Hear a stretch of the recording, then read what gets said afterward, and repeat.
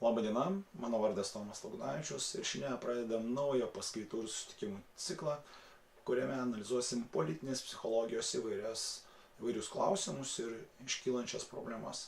Analizuosim tiek aktualius, tiek globalius, tiek gal istorinė prasme atsikartojančius. Ir žinoma, pradėkime nuo to, kas galbūt šiuo metu yra vienas iš aktualiausių klausimų. Ar visgi vyksta civilizacijų susidūrimas? Šitą problema tapo aktuali, kada padaugėjo pas mus emigrantų, ar iš tikrųjų tos kultūros tarpusavy kovoja ir jos yra tiek skirtingos, kad mes negalim turėti kažkokių sąlyčio taškų. Tai pažiūrėkime trupučiuką iš psichologinės pusės. Manau, kad pagrindinis susidūrimas yra ne dėl to, kad yra tai skirtingos religijos, bet tai yra skirtingas gyvenimo būdas. Didžioji dauguma žmonių, kurie dabar atvažiuoja į Europos Sąjungą, jie dar gyvena, ne visi žinoma, bet didžioji dauguma jų dar gyvena tradicinė visuomenė. Europoje dominuoja modernistinė visuomenė. Ir žinoma, yra pakankamai daug žmonių, kurie gyvena kaip postmodernistai. Tai natūralu, kad tarp jų vyksta susidūrimas, vertybinis ir psichologinė prasme, žiūrint vertybės, jos yra vienas iš svarbiausių dalykų. Ko mes siekiam, kas mums yra svarbu, kaip tai susiformuoja.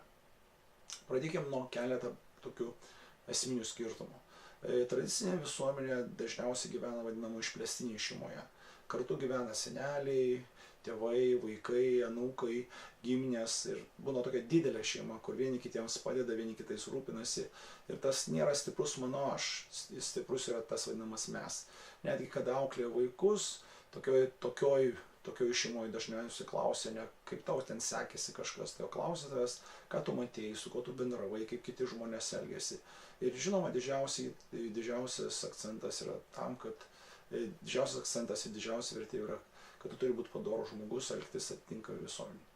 Modernioji visuomenė, kaip ir minėjau, dabar dominuojanti Europoje, tai jos pagrindinis dalykas yra tas vadinama atskira sekularinė šeima, kuri gyvena atskirai, du žmonės. Jie negyvena ten plačioji šeima. Žinoma, jie susitinka per savaitgalius, per šventes pabendrauja, bet tiesiog gyvena du žmonės, paskui atsiranda vaikai išeina, pora išlieka arba išsiskiria. Patys žinot, kad Lietuvoje iki 50% susiskiria. Tai yra visiškai kitoks gyvenimo būdas ir pagrindinis akcentas yra į aš.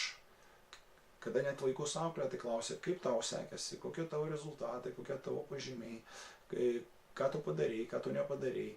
Ir tas asmenybės lavinimas, jisai orientuotas daugiau savęs tobulinimą, siekimo rezultatų, siekimo kažko tai, kas jam yra svarbu.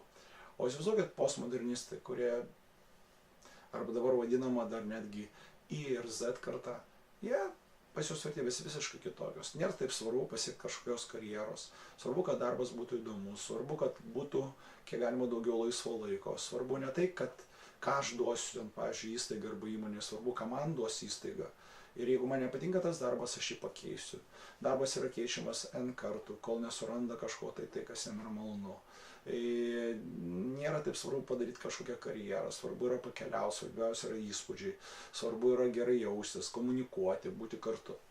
Tai visai natūralu, kada susiduria kažkokio vienoje teritorijoje 3 skirtingų kultūrų žmonės, gali atsirasti įtampa. Bet noriu pasakyti, kad didžioji dauguma žmonių, kurie atvažiuoja į Europą, pavyzdžiui, taip, jie antroji, trečioji kartoji, jie prisiderina prie tos kultūros, kuri yra.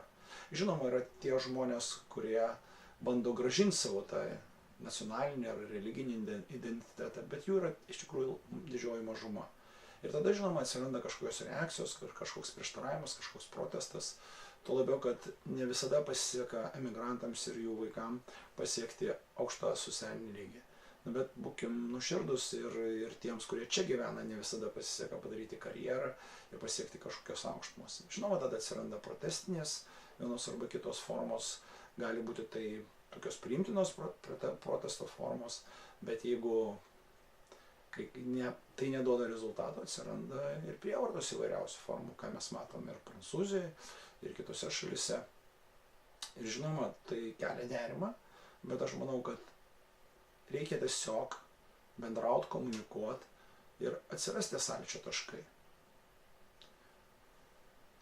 Tai šiandieną tiesiog viskas. Jeigu norėsite, galėsite vėl pasižiūrėti sekančius mūsų susitikimus ir kalbėsime apie politinę